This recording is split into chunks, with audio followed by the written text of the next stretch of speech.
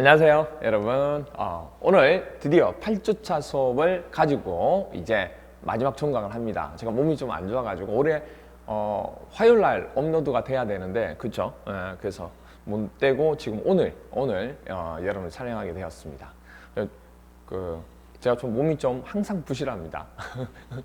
지난주에 막 작업하는 것들이 많아가지고 밤새고 막 그렇게 하다 보니까 편도가 많이 부어가지고 그래서 부득불하게 이번 주 내에 올려는 드려야 되겠는데, 그래서 그날은 좀 못 올려드리고 이번 주 오늘 촬영해서 올려드리게 되었습니다. 지난주 하려고 하다가 지난번 여러분들 뭐 이렇게 수강 후기 같은 거 이렇게 올리시잖아요. 뭐 그걸 올린 거 보니까 뭐 비대면으로 어떤 분이 올렸었는데, 비대면으로 하니까 교수님이 지난번까지 너무 좋았는데 비대면으로 하시니까 너무 좀 안 좋다, 이렇게 글을 올리신 분 계시더라고요. 그때 비대면으로 해서 안 좋은 건 아니고 제가 그때 몸이 조금 되게 안 좋았어요. 그래가지고 그래서 이제 수업을 조금 활기차게 못했죠. 반성을 많이 했습니다. 그죠? 몸이 아무리 아프더라도 제가 좀 더 활기차게 해야 돼요. 그래서 이번 주 화요일 날 하려고 하다가 또 이제 그런 그런 얘기가 있을 것 같아서 안 되겠다. 내가 좀 더 활기찰 때 해야지 또 수험생들 받아들이기도 또 훨씬 좋으니까. 그래서 이렇게 비대면이라서 그런 거 아닙니다. 전 비대면이든 대면이든 크게 상관없이 수업을 합니다. 근데 몸이 좀 안 좋아서 그때 그랬다는 거 혹시 그 수강 후기 올리신 분 참고해 주시기 바랍니다. 더욱더 열심히 하도록 할게요. 좀 그래요. 여러분들이 이제 이렇게 수강 후기나 이런 것들을 좀 격려의 말을 좀 많이 올려주시면 좋겠어요. 교수님 수업 들으니까 너무 힘이 나고 좀 그렇다, 이런 말들 올려주시면 저도 좀 힘이 많이 나죠. 그래서 항상 부족하지만 여러분에서 최선을 다할 수 있도록 하겠습니다. 알겠죠? 그러니까 따뜻한 수강 후기, 힘들한 수강 후기, 너무 잘 듣고 있다는 수강 후기, 너무 힘이 될 것 같습니다. 감사합니다. 자, 그런데 한 가지 개정된 부분이 있어요. 그래서 지난주에 이제 제가 밴드에다가 올려놓긴 했습니다. 개정된 사항에서 올려놓긴 했는데, 밴드 또 공지사항을 또 안 보시는 분도 있고 밴드를 또 안 보시는 분도 있으니까, 이게 개정돼서 이제 12월 달에 이제 개정됐습니다. 12월 달에 개정되면서 언제냐면 내년 3월 16일, 그러니까 개정이 되었다고 해서 다 여러분들 적용하는 건 아니에요. 왜냐하면 여러분 시험 볼때 시행하는 시기가 있습니다. 언제 시행하겠다. 개정은 지금 되었지만 시행을 예를 들어서 2년 뒤에 하겠다. 그러면 그건 여러분 시험에 들어가는 게 아니죠. 그런데 지금 개정된 내용은 내년, 그러니까 21년이죠. 그러니까 어떻게 보면 지금 21년이 올해가 되는 거죠. 올해 21년 3월 16일부터 시행하는 겁니다. 그래서 개정된 사항이 있기 때문에 그것부터 먼저 설명을 좀 드리고 들어가도록 할게요. 여러분들 지난번 건축법 얘기하면서 235페이지입니다. 235페이지에 보시면 아래쪽에 3번 축조 신고 대상 공작물 나오죠. 그러니까 공작물이지만 우리가 건축법에서 신고 대상이 될 수 있는 게 있다고 얘기했잖아요. 그게 바로 이건데, 축조를 할 때 기본적으로 신고를 해야 돼요. 그래서 그 중에서 뭐가 바뀌었냐면, 동그라미 2번에 강고판하고 강고탑은, 강고는 4라고 하는 거죠. 그러니까 4라고 4m 넘는 경우일 때 얘기했던 거 기억나시죠? 그런데 동그라미 3번, 4번, 5번 이 높이가 6m 넘는 거, 뾰족한 거 있죠? 뾰족한 거는 전부 다 뾰족 6m였잖아요. 그런데 여기서 어떤 부분이냐면 장식탑 나오죠. 동그라미 3번에 장식탑하고 굴뚝 빼고 장식탑하고 기념탑 있죠.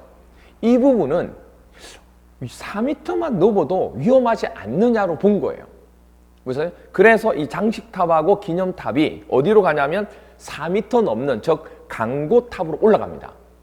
그렇게 개정됐어요. 그래서 여러분 책에 235페이지에 동그라미 3번에 표에 나와 있는 장식탑하고 기념탑을 어디로? 동그라미 2번으로 올려주세요. 그게 이제 개정된 겁니다. 그래서 아마 3월 21년도 3월 16일부터 시행이 됩니다. 그러니까 여러분 시험 볼 때 적용되는 거죠. 그래서 꼭 하나 체크해 놓으시고, 그리고 나머지 부분, 굴뚝이나 철탑 부분은 전부 다 높이가 6m 넘는 걸로 그대로 적용이 됩니다. 그래서 이렇게 외우시면 돼요. 어떻게 외우시면 되냐면, 탑이 나온 거 있죠. 탑 나오면 철탑 빼고 철탑, 철로 돼 있는 탑 있죠. 에펠탑처럼 이렇게. 안 그러면 우리 골프 연습장에 이렇게 쭉 그물망 치기 전에 탑을 올린 거 있잖아요.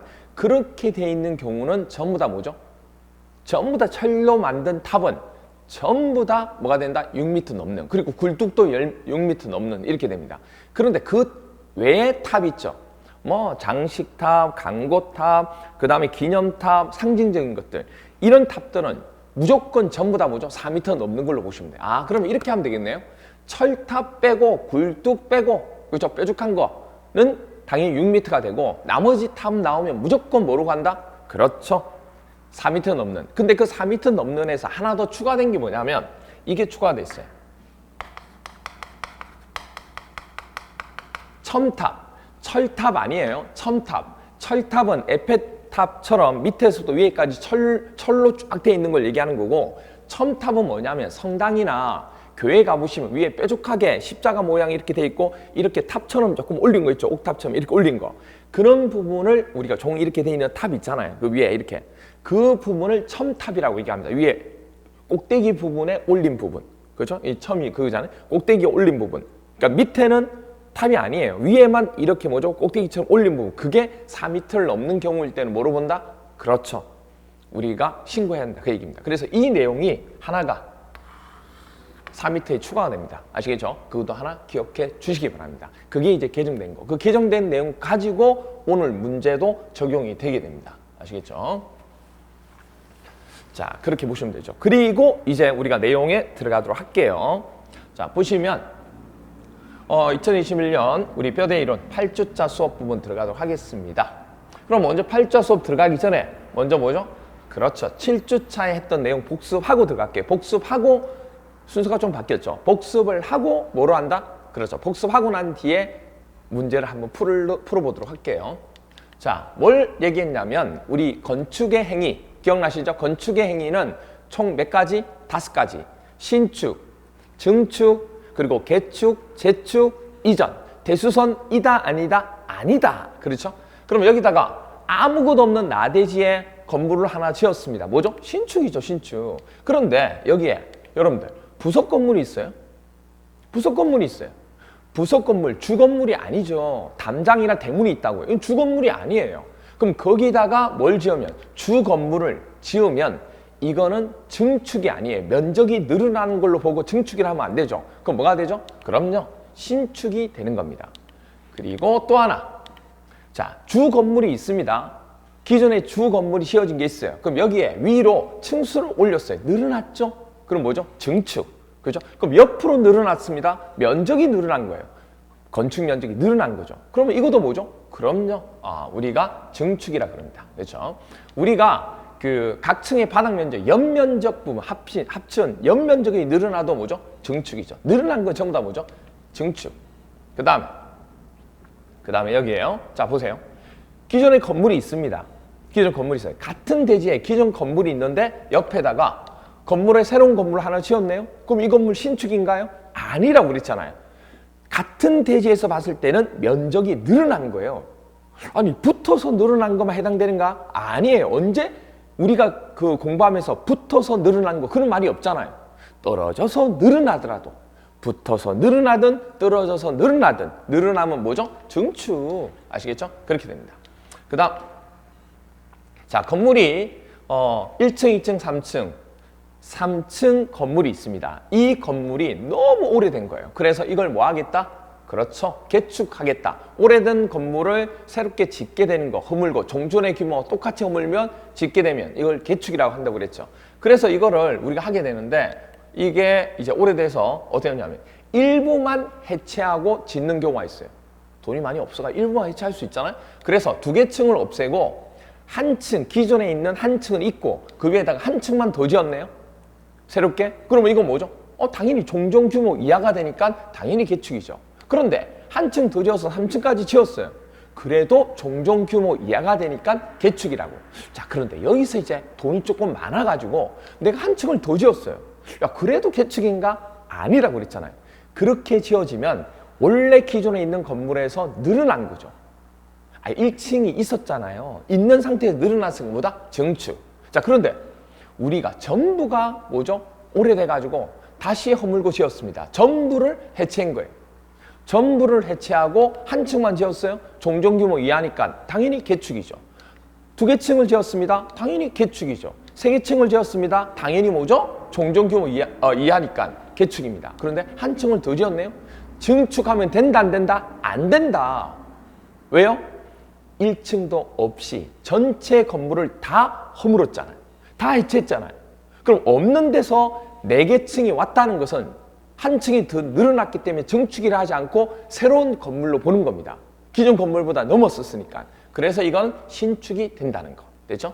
자, 이거는 인위적으로 우리가 오래됐기 때문에 뭐 그렇게 했기 때문에 허물고 한 거고, 재해에 의해서, 그렇죠? 재해에 의해서 멸실된 경우 있죠. 천재지변이나 재해에 의해서 멸실된 경우를 뭐라 부른다? 그렇죠?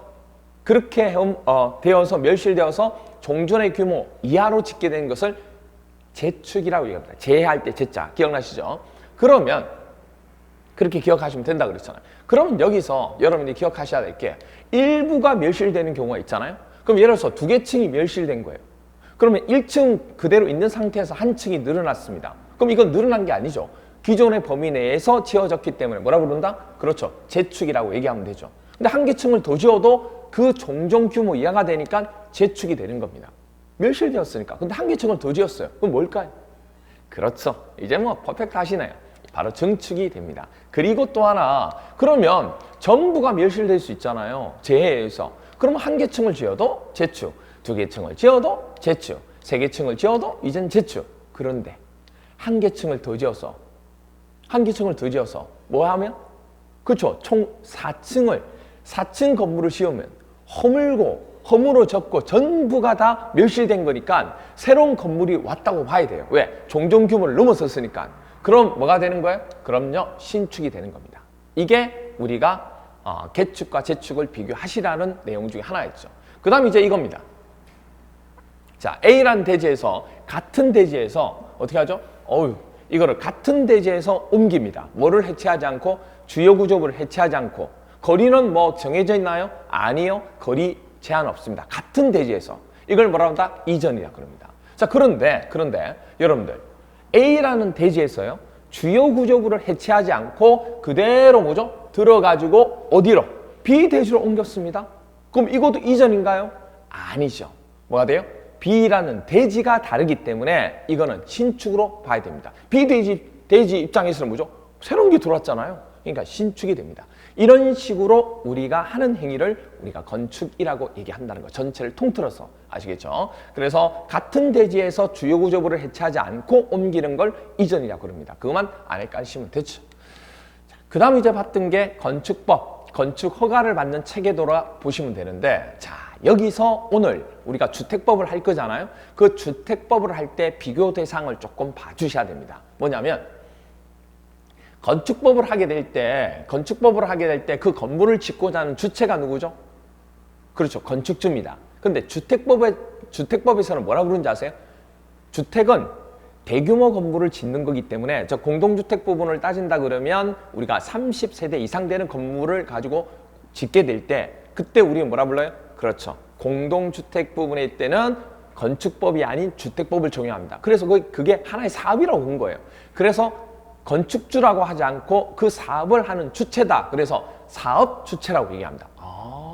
주체가 다르구나. 그래서 이런 건물일 때는 건축법을 적용하고 이런 건물일 때는 주택법을 적용하는 거라. 그러면 주택법이라고 하는 것은 주택이라는 경우일 때만 적용하는 법이 되는 겁니다. 예를 들어서 상가라든지 공장이라든지 이런 건물은 건축법에서 적용하는 거지 주택법에서 적용하는 게 아니에요. 그러니까 주택의 종류에 해당되는 경우만 그 중에서 규모가 얼마 이상이 될 때만 뭘 적용한다? 주택법을 적용한다는 얘기예요. 오, 그렇구나. 그럼요. 어떤 개념인지 아시겠죠? 그렇게 된 겁니다. 그래서 여러분들이 어디를 잠시 보시냐면 우리가 복습을 하고 있지만 여기를 한번 조금 봐주시면 좋아요. 266페이지 보시면 오늘 이제 주택법을 할 거니까 주택의 건설 절차라는 게 나오나요? 주택의 건설 절차라는 게 나옵니다. 그 페이지를 딱 하나 두고 지금 제가 얘기하는 거하고 비교를 조금 해주시기 바랍니다. 그러면 주택법에서는 솔직히 절차 부분을 별도로 하지 않더라도 건축법의 절차는 어차피 건물을 짓는 거기 때문에 똑같아요. 그런데 뭐가 있냐면 용어가 조금씩 틀리다는 얘기예요. 그래서 그걸 조금 비교해 주시면 제일 좋아요. 아시겠죠? 그래서 건축법 부분에 대한 체계도 부분에 있어서 우리가 처음에 건물에 짓고자 하는 주인이 누구다? 건축주가 된다는 거. 되죠? 그렇게 됩니다. 자, 그러면 그렇게 되고, 그럼 여기 한 번만 제가 정리 한번 할게요. 어차피 이거 해야 되는 거니까 한 번만 정리를 하겠습니다. 자, 여기 부분. 어떤 경우일 때 건축법을 적용하고, 그렇죠? 어떤 경우일 때 이 건축법을 적용하고, 어떤 경우일 때 주택법을 적용하느냐. 그렇죠? 많은 분들이 궁금해하는 내용 중에 하나입니다. 아니, 어떤 거는 똑같은 거 같은데, 건물 짓는 거 똑같은 거 같은데 뭐 이렇게 다르냐 그 얘기죠. 뭐가 이렇게 달라? 이렇게 돼요. 그래서 첫 번째가 뭐냐면 그 건물을 짓고자 하는 누가 다르다? 주체가 다르다. 주체가. 그럼 주체가 건축법일 때는 그 건물을 짓고자 하는 주체가 누구예요? 주인이? 건축주예요. 건축주라고 얘기한다고요. 그럼 주택법일 때는 누가 돼요? 그렇죠. 주택법은 규모가 크다고 그랬잖아요. 그래서 사업을 하는 사업 주체가 된다. 그렇죠? 이렇게 됩니다. 그리고 또 하나가 그러면 알겠는데 그러면 규모가 있지 않겠느냐? 그럼요. 규모가 있죠. 그 규모 부분이 짓고자 하는 부분에 있어서 종류 부분에 있어서 종류가 짓고자 하는 건물의 종류 부분이 건축법일 때는 거의 모든 건물이 해당되는 거예요. 모든 건물이 해당이 됩니다. 그래서 상가라든지 공장도 가능하다는 얘기예요. 그런데 주택법일 때는 뭐만? 그렇죠. 주택에 대해서만 주택의 종류만 가지고 주택법을 적용하겠다는 얘기예요. 그러니까 상가라든지 예를 들어서 상가라든지 공장 이런 경우는 적용하지 않는다는 얘기예요. 상가하고 공장을 지을 때는 건축법을 적용하는 거지 주택법을 적용하지 않겠다는 얘기예요. 무슨 얘기인지 아시겠죠? 그렇죠? 물론 주택에 딸려있는 부분은 다릅니다. 주택에 딸려있는 부분, 그렇죠? 부대시설이나 복리시설은 틀려요. 그건 조심하시고. 그러면 여기서 이렇게 종류가 주어지게 되고, 그 다음 또 하나가 뭐냐면 규모가 있겠죠. 규모를 얘기할 때는 우리가 그러면 단독주택이다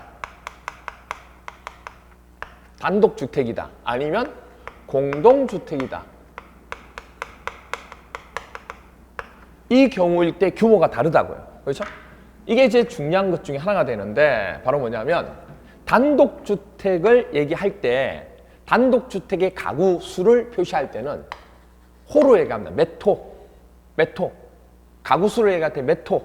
이렇게 얘기하고, 공동주택의 가구 수를 얘기할 때는 세대. 몇 세대로 구성되어 있다. 이런 말을 쓴다고요. 아시겠죠? 그래서 건축법은 단독주택이 규모가 얼마요? 그럼요. 30호 미만. 30호 미만을 짓는다. 뭐를? 단독주택을. 그럼 뭐죠? 뭘 적용해요? 건축법을 적용하는 거예요. 공동주택에서 30세대 미만을 짓고자 한다. 그럼 뭐죠? 건축법 적용하는 거예요. 그럼 반대로 30호 단독주택을 30호 이상을 짓고자 한다. 주택법을 적용하는 거예요. 그 다음에 공동주택에서 30세대 이상을 만약에 짓고자 한다. 그러면 건축법을 적용하는 게 아니고 주택법을 적용한다고요. 어떤 개념인지 이해가 되시나요? 그래서 이렇게 두 개의 차이점이 있는 겁니다. 그러니까 이 차이점부터 먼저 여러분 기억해. 그렇구나. 참 몰랐는데 나는. 아니, 똑같은 건물을 짓는데 어떤 거는 건축법 적용하고 어떤 거는 주택법하고 뭐야 이거 뭐 다른가? 다릅니다. 이렇게 적용한다는 얘기예요. 명칭도 그 건물을 짓고자 하는 명칭의 이름도 이렇게 좀 다르다는 얘기예요. 그 다른 이름이 조금 이따 두 가지가 더 나옵니다. 그걸 이제 지금부터 설명 조금 드릴 거예요. 아시겠죠? 가장 중요한 것 중에 하나는 뭐냐면 바로 이 종류 부분하고 단독과 공동주택, 똑같은 주택인데 건축법에서도 건축법을 적용하기도 하고 주택법을 적용하기도 한다는 게, 그때 그 정하는 게 바로 규모입니다. 그렇죠? 하고자 하는 그 규모 자체가 커지면 대단지 형태로 되게 되는 경우일 때는 주택법을 적용하는 거죠. 그래서 사업주체라고 얘기하는 겁니다. 그렇죠? 그래서 주택사업이란 말을 쓰게 되고, 이거는 건물에 대한 뭐죠? 건축물에 대한 허가란 말을 쓰게 되는 거고. 그렇죠? 이렇게 돼요. 됐죠? 그렇게 됩니다. 그래서 사업이라는 얘기를 많이 쓰게 돼요. 이거는 사업의 승인을 받는다. 또 사업에 대해서 뭐죠? 우리가 검사받는다. 뭐 이런 얘기들, 이런 것들, 이런 얘기들이 나오게 돼요. 그래서 이런 개념 가지고 조금 기억해 주시면 됩니다. 자, 그러면 다시 또 설명 한번 드릴게요. 그래서 건축법일 때는 건축주가 주체가 되고, 주택법일 때는 누가 주체가 된다고요? 그럼요. 사업 주체가 됩니다. 사업 주체. 그리고 그럼 건축주는 계약을 해야죠. 처음 먼저. 이건 똑같습니다. 주택법도. 처음에 계약을 하는데 누구랑 계약하죠? 설계하는 설계자하고 계약을 해야죠. 그렇죠. 건물을 설계를 해야 지을 수 있으니까. 그 다음에 그 건물을 짓는 본인이 지을 수 없으니까 위탁을 하죠. 그래서 누구죠? 시공장을 정합니다. 그러면 시공자가 설계 도면대로 잘 짓는지를 감시하는 역할을 하는 자가 누구죠? 감리자. 이렇게 되죠. 그래서 설시가 이렇게 됩니다. 계약을. 다음 중에서 계약 공사 관계자들이죠. 이게. 그럼 계약을 이제 했습니다. 그럼 이제 뭐 해야 돼? 허가를 받으려면 뭐 해야 돼? 그럼요. 기본 설계 도면이 나와야 돼요. 그걸 첨부하게 되거든요. 그래서 설계자, 우리가 건축사가 도면을 그리게 됩니다. 설계를 하게 돼요. 그럼 설계를 한 걸 바탕으로 누구한테? 허가권자한테. 허가권자 누구였어요? 원칙적인 허가권자는 하나, 둘, 셋, 3순위. 세 번째 서열. 왜? 건물은 땅에다 짓는 거잖아. 맨 아래쪽에 하는 거예요. 그러니까 맨 아래쪽에 하는 것은 뭐죠? 정비하고 건물 짓는 거예요. 헷갈릴 필요 없어요, 여러분들. 정말 헷갈릴 필요 없어요. 정비와 건물 짓는 것은 어디서 한다? 밑에서 한다. 정비도 밑에서 하고요. 맨 밑에서 하고 건물 짓는 것도 밑에서 해요. 중간에 해서 할 수 없어요. 아시겠죠? 그렇게 돼요. 그래서 허가권자는 건물을 지을 때 건축법에서 허가권자는 아래쪽에 돼요. 아래쪽. 그럼 아래쪽이라는 것은 어디에? 그렇죠. 우리 특별자치시장, 특별자치도지사, 그리고 시장, 군수, 구청장이 되죠. 근데 여기서 이제 한 가지 예외도 있었다고 했던 거 기억나시죠? 자, 그런데 잘 보세요. 건축법일 때는 허가를 받는 허가권자라고 얘기합니다. 그래서 뭘 받는다? 허가를 받는다. 허가권자한테. 그래서 허가 부분을 건물에 대한 허가, 건축 허가라고 얘기합니다. 건축 행위를 하는 허가를 받는다. 그래요. 그런데 주택법일 때는 뭐라 불러요? 그렇죠. 사업 계획에 대한 승인을 받는다. 이렇게 얘기합니다. 그래서 266페이지에 보시면 사업계획 승인 나오죠. 그게 바로 뭐냐면 건축법일 때는 건축에 대한 허가를 받는 거고 주택법일 때는 건축 허가를 받는다 하지 않고 그 사업 계획에 대해서 승인을 받는다. 이렇게 얘기합니다. 그게 좀 달라지는 거예요. 아시겠죠? 자, 그다음. 그러면 허가권자가 누구냐? 이거죠. 원칙은 어디? 세 번째 서열. 특별자치시장, 특별자치도지사 또는 시장, 군수, 구청장이라고 얘기했죠. 그런데 여기서 예외가 나옵니다. 특별시장이나 광역시장도 된다. 도지사도 돼요? B 안 되죠. 도지사는 X 안 된다고 그랬어요. 자, 그런데 여기서 어느 경우일 때 특별시장과 광역시장이 되냐면 층수가 얼마 이상? 21층 이상. 21층 이상. 그렇죠? 층수가 특별시에다가 21층 이상 건물을 짓고자 한다? 그러면 누가? 구청장이 할 수가 없어요. 그 밑으로는 구청장이 돼요. 근데 그 위로는 구청장이 두려운 거예요. 야, 이것도 무너진다든지 그러면 내가 조금 책임지기엔 좀 그렇는데 이거 좀 위로 넘기자. 내가 머리 아픈 거 넘겨야죠.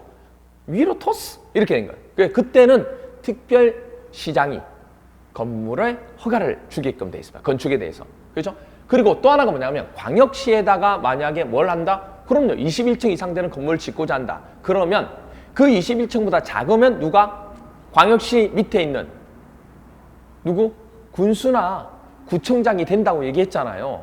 그런데 21층 이상 되면 안 된다고. 광역시장이 한테 미루는 겁니다. 광역시장이 하는 거예요. 또 하나가 있습니다. 이거 말고 연면적 합계가 건축하고자 하는 연면적 합계가 얼마? 10만. 이 하니까 뭐죠? 야, 6만 나온 애가 아니고 10만 나온 애 10만 이상 되는 건물이 된다. 그러면 만약에 특별시에다가 연면적 합계가 10만 제곱미터 이상 되는 건물을 짓고자 한다. 그러면 특별시장이 하는 겁니다. 광역시에 한다? 광역시장이 하는 거예요. 그런데 여기서 또 하나 예외가 나옵니다. 공장이나 창고 그리고 벌써 심의를 한 거예요. 이게 여부가 이 정도는 굳이 뭐죠? 시에서 부분 안 하더라도 여기서 해도 되겠다. 내가 심의가 끝났으니까 검토했으면.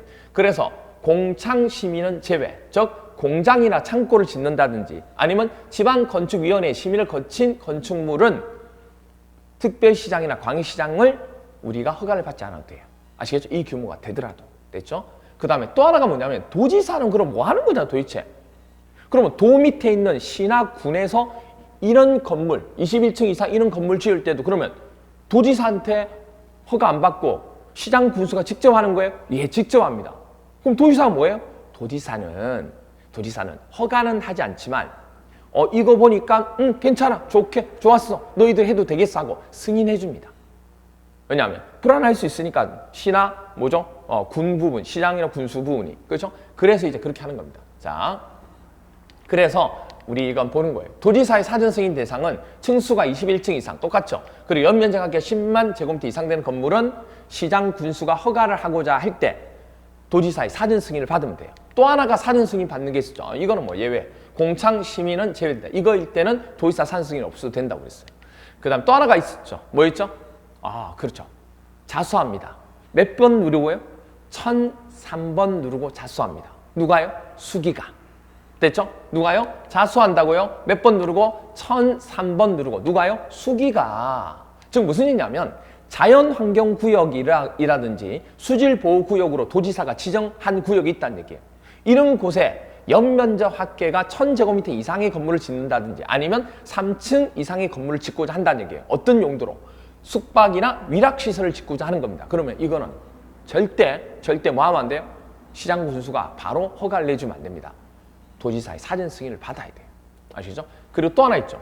자, 자수를 했어요. 1003번 누르고 수기가. 그러면서 도지사 오빠한테 말해서 오빠 나 자수했으니까 교주 될래. 교주가 됩니다. 누가요? 수기가 교주가 돼. 그럼 교주가 되면 면적이나 층수에 대한 제한이 없어져요. 이게 무슨 얘기냐면 교육 환경이나 주거 환경으로 지정한 곳이 있다는 얘기예요. 그곳에다가 숙박시설이나 위락시설을 짓고자 한다? 그러면 면적 얼마 이상 돼야 된다. 층수 얼마이다. 그런 규정 없어요. 무조건 조금이라도 이 용도로 짓고자 한다 그러면 도지사의 사전 승인 받아야 돼요. 어떤 경우는 교육 환경이나 주거 환경. 됐나요? 그래서 이렇게 적용합니다. 이게 바로 도지사의 사전 승인을 받게 되는 대상이 되는 거죠. 그렇게 해서 허가권자가 허가를 내어주었습니다. 그럼 이제 뭐 하면 돼요? 건축주는 신난다. 이제 공사할게요 하고 신고해야죠. 저 이제 이렇게 해서 공사하겠습니다 하고 건축주가 허가권자한테 착공 신고를 합니다. 그죠? 그리고 난 뒤에 이제 공사를 들어가죠. 시공합니다. 누가 시공해요? 건축주가 직접 할 수도 있고 시공자한테 의뢰해서 할 수도 있는 거죠. 그럼 그때 시공할 때 누가요? 그럼요. 감리자가 설계 도면대로 제대로 하고 있는지 뭐 하겠다? 감시하겠다는 얘기예요. 그런 절차를 거치는 거예요. 그죠? 똑같아요. 그리고 난 뒤에 뭐 하죠? 그렇죠. 허가권자한테 사용해도 됩니까? 이제 끝났으니까. 공사 끝났으니까. 공사가 끝나면 사용해도 되겠습니까? 하고 사용 승인 받아요. 자, 여기서 266페이지 보시면 뭐가 나와요? 보시면 건축법일 때는 사용 승인을 받는다고 그러잖아요. 사용 승인 신청 받는다고 그러죠. 그런데 어느 법에서는 주택법일 때는 사용 승인이 아니고 사용 검사를 받는다 이렇게 얘기합니다. 사용 검사 신청을 하는 거죠. 그러면 여기서 당연히 누가요? 허가권자가 즉 건축주가 사용 승인을 신청합니다. 이렇게 공사 다 했기 때문에 여러 가지 서류하고 제출할 수 내겠죠. 그럼 내면 감리자가 공사 완료됐다는 것까지 해서 다 보고서까지 다 해서 줄 거잖아요. 그러면 이제 허가권자는 그걸 검토합니다. 검토해요. 쫙 해서 합격 여부를 따집니다. 그럼 합격했다. 그럼 며칠 이내? 그럼요. 7일 이내에 검사한 후에요. 사용해도 된다는 승인서를 교부해줘야 돼요. 이게 나중에 주택법일 때는 이게 며칠이 되냐면 15일분이 돼요. 좀 달라요. 그렇게 되는데 어떻든 주택법일 때는 사용검사서가 되는 거죠. 그런데 건축법일 때는 사용승인서, 그리고 건축법일 때는 사용승인이 되고 주택법일 때는 사용검사가 되는 겁니다. 그것만 다르지 절차는 거의 똑같아요. 그럼 그렇게 해서 뭐죠? 오케이 해야 되는데 7일 이내에 합격했는데 불구하고 사용승인서를 허가권자가 안 주고 있어요. 그러면 건축주는 어떻게 하면 돼요? 그냥 사용해도 돼요.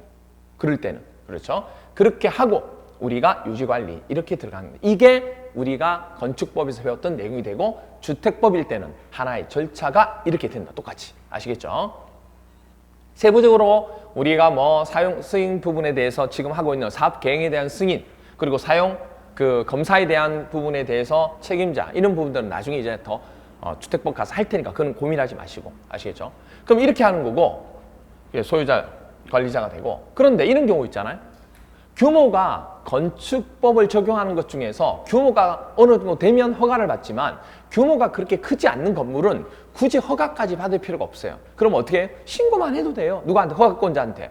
그럼 그 규모가 작은 게 어떤 경우냐? 그건 나중에 기본 과정 가서 배울 겁니다. 지금부터 하면 머리가 터지죠. 지금은 뼈대만 잡아놓으시면 돼요. 용어하고. 아시겠죠?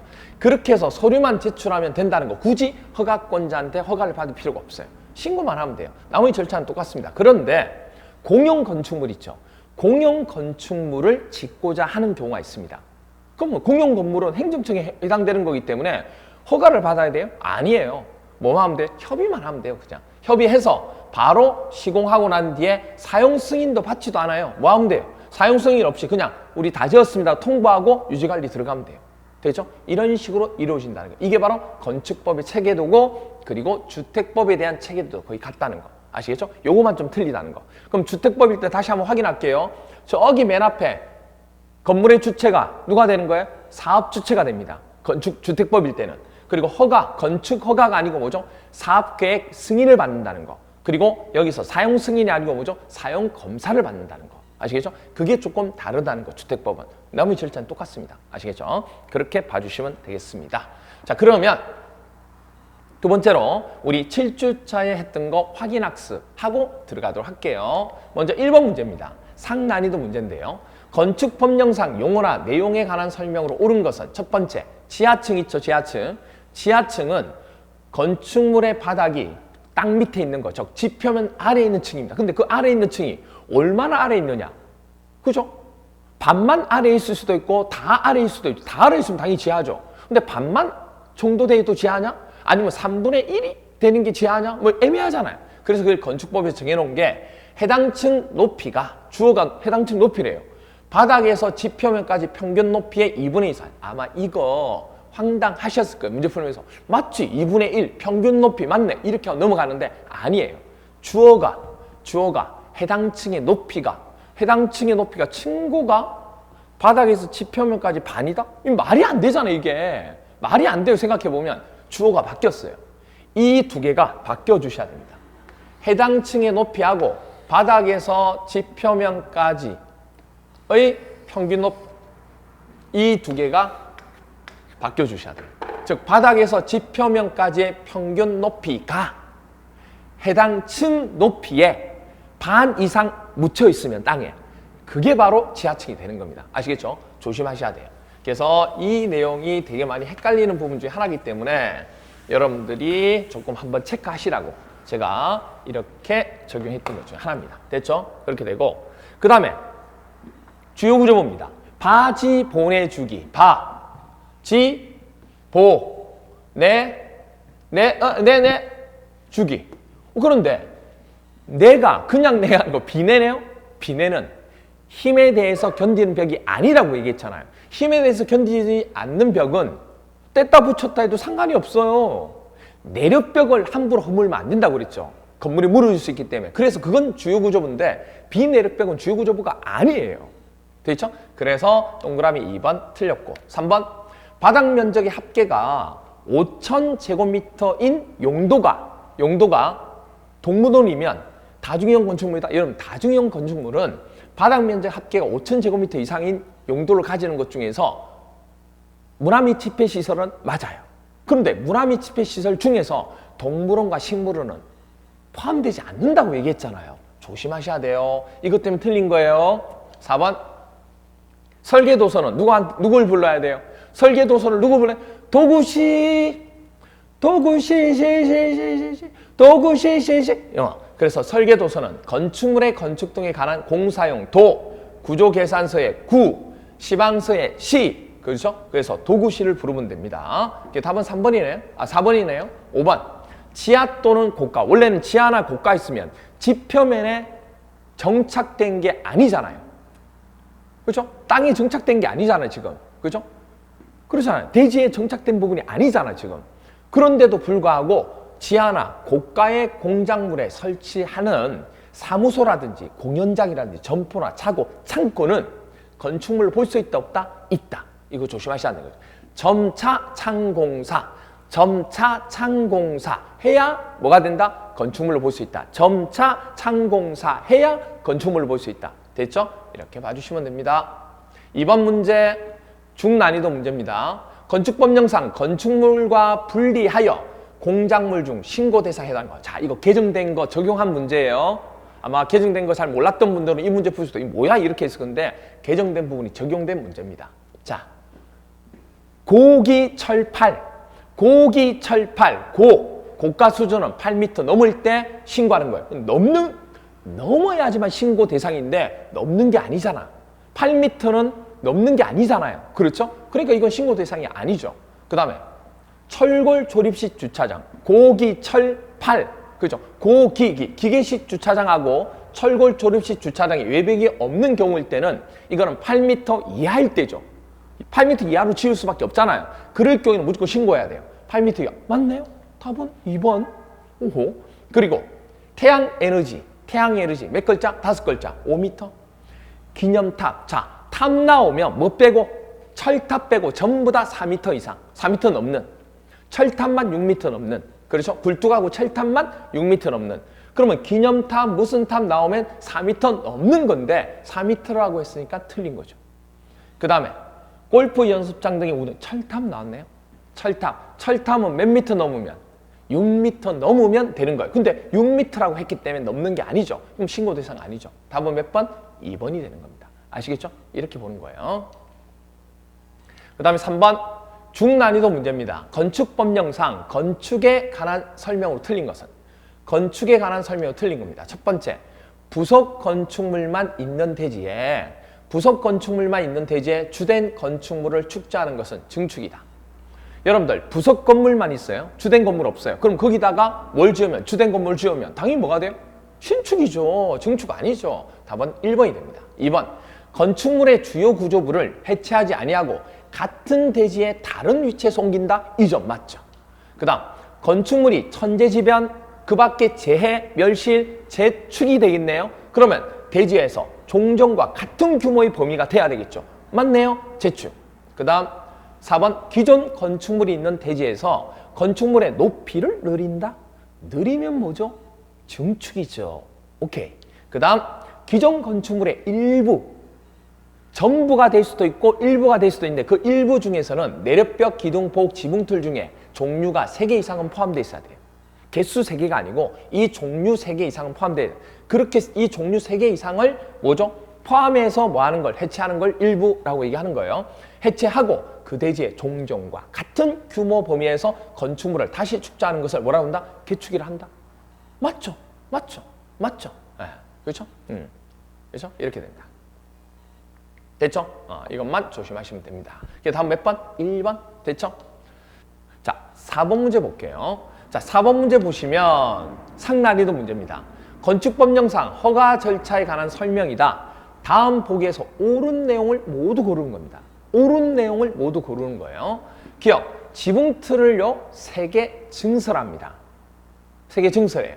3개 증설합니다. 여러분들 증설하는 건 변경과 수선은 3개 이상 돼야지만 증설은 3개가 되든 2개가 되든 1개만 되든 상관이 없어요. 무조건 손만 대면 뭐죠? 이거는 대수선이 돼요.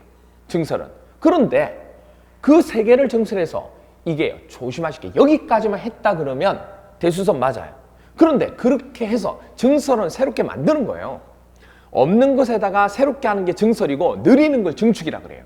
그런데 새롭게 뭔가를 집어넣어서 옆면적을 넓혔대요.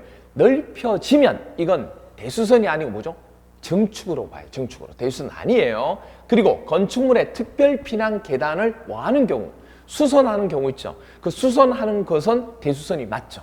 그렇죠? 그 다음 니은, 기억 틀렸습니다. 건축물을 건축하거나 대수선하려는 자는, 건축물을 건축하거나 대수선하려는 자는 밑에, 아래쪽에 맨 밑에 3순위에서 건물을 지어야죠. 특별자치시장, 특별자치도지사, 시장구수, 구청장 뭘 받아야 돼요? 허가 받아야 되죠. 맞죠? 다음 니은 맞네요. 디귿, 층수가 19층이래요. 층수가 19층이면 그걸 특별시에 건축하려면 특별시장의 허가를 안 받아도 돼요. 언제 받는 거예요? 이 21층 이상일 때 받는 거예요. 그런데 연면적 합계 둘 중에 하나만 만족해도 되거든요. 연면적 합계가 10만 이상이면 돼요. 근데 10만 이상 되잖아요. 그렇죠? 그럴 경우일 때는 특별시에 건축하려면 특별시장 허가 받아야 되는 거 맞아요. 그렇죠? 그럼 니은 디귿 맞네요. 그 다음 니은 시장 군수는 주거 환경 등 주변 환경 보호하기 위해서 도지사가 지정 공간고 있다고요. 그렇죠? 교주할 때 나오는 거죠. 교주는 면적이나 층수 제한 없이 무조건 수기가 뭐 받아야 돼요? 도지사 승인 받아야 돼요. 그러면 이렇게 할 경우에 건축하는 숙박시설은 도지사의 허가를 받는 게 아니고 승인 받는 거예요. 허가는 시장 군수가 하는 겁니다. 틀렸네요. 그 다음 미음 허가권자가 사용 승인 신청을 받았다는 얘기. 받은 경우 그 신청서를 받은 날부터 7일 이내에 사용 승인서를 교부하지 아니한 경우에는 그렇죠? 합격했는데 불구하고 그렇죠? 그럴 때는 건축물을 사용하거나 사용하게 할 수 있다. 그렇죠? 7일 이내에 사용 승인으로 교부받아야 되는데 교부하지 않을 경우에는 그렇죠? 이렇게 됩니다. 미연 맞죠? 그렇죠? 그래서 옳은 것은 뭐가 돼요? 옳은 것은 니은, 디귿, 미음이 되는 겁니다. 되나요? 이렇게 봐주시면 되겠습니다. 됐죠? 자, 그러면 우리 이제 오늘 해야 될 거 세 번째, 주택법 중에서 주택법의 용어 정리 부분 들어가도록 할게요. 자, 절차 부분은 우리 한번 봤고요. 그래서 주택법은 절차 부분의 그 개념만 조금 아시고 266페이지에 나온 거 뒤에는 안 보셔도 돼요. 뒤에 나온 내용은 전부 다 기본 과정 가서 할 거예요. 자, 그러면 여러분들 어디 보시냐면 258페이지 보세요. 258페이지 보시면 주택법에 대한 전체 용어 정리하고 나옵니다. 용어 정리. 그 용어 정리에서 보시면 용어에서 처음에 주택이 뭔지 나오죠. 주택은 세대의 구성원이 장기간 독립된 주거 생활을 할 수 있는 구조로 된 건축물로 부속 토지를 포함하는 개념이 됩니다. 부속 토지를 좀 생각해 보세요. 우리가 30세대 이상의 공동주택을 분양을 하고 그걸 이제 또 그 각각의 건물들을 가지고 우리가 사가지고 오겠죠. 그렇죠? 그러면 그때 뭐가 문제가 되냐면 건물에 대해서 소유권이 되면 그 건물에 해당되는 부속 토지도 같이 들어가야 되지 않아요? 아니, 그 건물 들어가야 되는데 제가 얘기했죠. 공중에 붕 떠서 갈 수는 없잖아요. 땅을 밟고 가야지. 그래서 항상 얘기하지만 부속 토지도 같이 받게 되는 거. 아시겠죠? 같이 매입하게 되는 거. 그거 기억하셔야 됩니다. 그래서 건축물뿐만 아니고 부속 토지도 포함하는 개념을 우리가 뭐라 그래? 주택이라 한다고요. 그리고 또 하나 기억하실 게 그 주택은 단독주택과 공동주택으로 나누어진다는 거. 그거 하나 기억해 주셔야 됩니다. 됐죠? 그렇게 돼요. 그리고 부대시설이나 복리시설을 우리가 같이 포함해서 얘기하는 거고 하나의 일단의 토지가 되는 개념이 얘기합니다. 이거는 주택에 대한 개념이고 이거하고 조금 보셔야 될 게 뭐냐면 이게 있어요. 이게 아까 제가 얘기했던 거 이겁니다. 이게 공동주택을 짓는데 몇 세대? 그죠? 딱 봐도 30세대 이상이죠. 그럼 이거 무슨 법 적용해야 돼요? 그렇죠. 건축법 적용하는 게 주택법 적용하는 거예요. 그죠? 그런데 여기 보세요. 상가 건물 지어요? 그죠? 이거 뭐예요? 건축법 적용하는 거 맞죠? 주택법 아니에요. 여기다가 만약에 단독주택을 짓는데 딱 작아도 규모가 적잖아요. 그럼 이거 짓는다 뭐죠? 건축법이라고. 그렇죠? 30호 이하니까 이렇게 됩니다. 그렇죠? 그렇게 주어진 거 30호 미만이니까 그렇게 주어진 것 중에 하나예요. 이 부분이. 자, 그러면 여기서 하나 또 기억하실 거 이겁니다. 주택이라고 하는 것은 말 그대로 세대 구성원이 장기간 독립된 주거 생활을 할 수 있도록 된 구조 건축물로 그 부속 부분 토지까지 포함한다고 얘기했잖아요. 그래서 단독주택과 공동주택이 있다고 그랬죠. 그런데 여러분들 주택법 제2조에 보면 뭐가 나오니 책에 없는 부분에서 기본서 가면 있는데 책이 지금 없어요. 준주택이라는 게 있어요. 주택은 아니에요. 아닌데 주택에 준하는 행동을 하고 있어요. 얘네들이. 그래서 준주택이라고 얘기합니다. 주택 외의 건축물입니다. 그러니까 주택의 종류에 속하지 않아요. 주택 외의 건축물과 그 부속 토지로서 주거시설로 이용 가능한 시설 등을 말하는 거예요. 그러니까 주택의 종류는 아닌데 이게 주거시설로 하고 있는 거예요. 어떤 거냐면 오피스텔. 주택의 종류는 아니에요. 근데 주택이 준한 시설을 하고 있잖아요. 노인 복지를 위한 주택이 또 있어요. 노인들이 모여있는. 이것도 주택의 종류가 아니에요. 그런데 주택에 준한 행동을 하고 있어요. 그리고 다중으로 생활하는 시설이 있다고요. 이것도 뭐죠? 그 주거시설 개념으로 하고 있다니. 이건 주택은 아니에요. 기숙사. 주택은 아니에요. 어디에서 주택이 아니에요? 건축법이 아닌. 어디에서? 주택법은 주택이 들어가야지 기숙사 아니라고요. 무슨 알겠어요? 그래서 기숙사가 주택이 아니에요. 그런데 주택에 준하는 행동을 하고 있잖아요. 그래서 뭐라 불러요? 이걸 묶어서 준주택이라 하자. 시험 문제에서 이 두 번이나 나왔어요. 준주택 물어보는 거. 알겠어? 그래서 오피스텔, 노인복지주택, 다중생활시설, 기숙사 이렇게 하나 기억하셔야 됩니다. 제가 오늘 수업하러 오면서 걸어서 오는데 노인 한 분을 봤어요. 근데 노인 한 분 봤는데 완전히 송중기 아시죠? 송중기랑 똑같아요. 깜짝 놀랐잖아요. 아니 딱 봤는데 송중기랑 똑같아요. 그래서 내가 송중기 아닌가? 아, 송중기가 아니었어요. 노인 송중기, 노인 다중기예요. 그래서 야, 노인 다중기다. 야, 노인 다중기다. 노인 다중기다. 송중기에 준한 거죠. 송중기에 준한 거잖아요. 노인 다중기다. 그래서 무슨 말인지 이해가 돼? 노인 다중기다.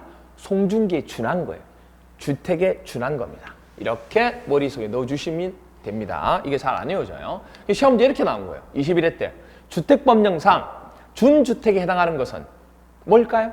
여관요인수가 아니죠. 다중생활시설, 노인 다중기. 그렇죠. 다중 이렇게 되죠. 지역아동센터 아니죠. 유스 호스텔 아니에요. 공간 아니에요. 답은 2번이 됩니다. 됐나요? 이렇게 적용이 되는 겁니다. 아시겠죠? 이렇게 돼요. 그래서 답은 몇 번? 21회 시험에는 동그라미 2번이 답이 되는 겁니다. 됐죠? 그렇게 됩니다. 자, 그래서 보시면 되고, 그 다음에 주택은 밑에 보시면 규모에 따라서 자금에 따라서 종류가 나누어집니다. 지금 책에 보시면 알겠지만. 그래서 보시면 이렇게 주택에 대한 분류는요, 크게 나눠서 규모에 따라서 나눠지고 자금에 따라 나눠지는데, 규모에 따라서 나눠지면 크게 나눠서 단독주택과 공동주택으로 나눠지고요. 그 다음에 또 하나가 자금에 따라서는 어떻게 돼요? 그렇죠. 국가 자금을 쓰게 되면 국가나 지방행정청에 대해서 자금을 가지고 100% 그 자금을 가지고 건물을 짓게 되면 그건 국민주택이에요. 물론 국민주택 규모 이하를 지으면. 그런데 뭐죠?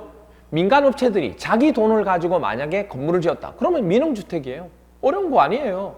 그러니까 국민주택이 아닌 주택을 우리가 민영주택이라 하거든요. 근데 이게 되게 헷갈릴 수 있는 거기 때문에 이렇게 두 개를 나누는 게 그냥 종류를 나누는 게 아니고 자금을 어떻게 하느냐에 따라서 누구 걸 쓰느냐에 따라서 나누어진다는 걸 아셔야 되고요. 위에 있는 거는 규모에 따라서 규모가 작으면 단독, 규모가 좀 크면 공동이 되겠죠. 되죠? 그렇게 구별을 하셔야 됩니다. 됐죠? 그걸 기억하셔야 공부하시기가 되게 편해요.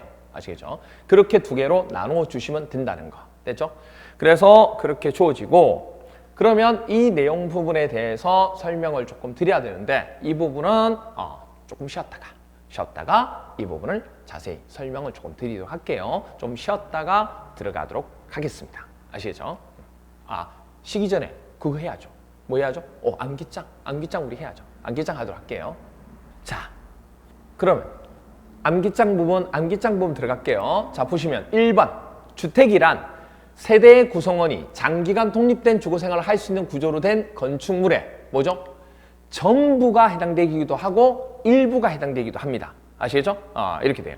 그리고 그 부속 토지를 포함하는 개념을 말하고 단독주택과 뭐가 있다? 공동주택으로 분류한다는 거예요. 그 다음에 준주택이란 주택 외의 건축물과 그 부속 토지로서 주거시설로 이용 가능한 시설 등을 말하고 그 종류는 노인 다중기, 그죠? 노인 다중기, 오피스텔, 노인복지주택, 다중생활시설, 기숙사와 같다는 거. 됐나요? 오케이. 여기까지 하고 조금 쉬었다가 여러분들 2교시 부분 들어가도록 할게요. 좀 쉬었다 들어가겠습니다.